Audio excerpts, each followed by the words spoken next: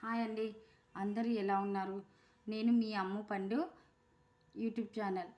ఈ వీడియోని మీరు కొత్తగా చూస్తుంటే మా ఛానల్ను సబ్స్క్రైబ్ చేసుకోండి, లైక్ షేర్ చేసుకోండి. ఇప్పుడు మనము ఈరోజు ఈ క్యాబేజీతో పకోడీలాగా చేసి కర్రీ చేస్తున్నాను. Cabbage pakodi curry. ఇది ఏం కొత్తగా నేను ట్రై చేయలేదండి.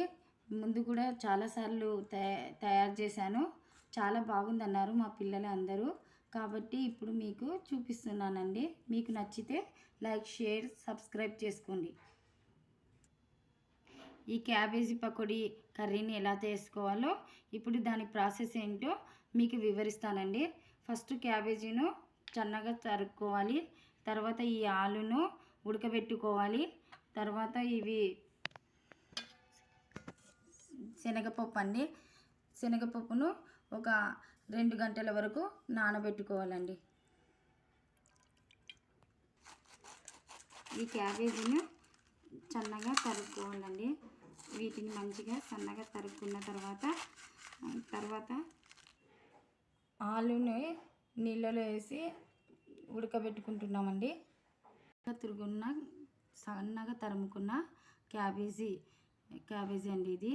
దానిపైన కొద్దిగా కారము, ఉప్పు, కార్న్ ఫ్లోర్ అండి ఇది. కార్న్ ఫ్లోర్, పులుసు బియ్యం పిండి,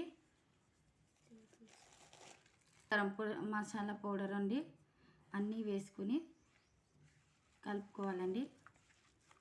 ఉడకబెట్టిన పచ్చిశనగపప్పు కూడా వేసుకోవాలండి.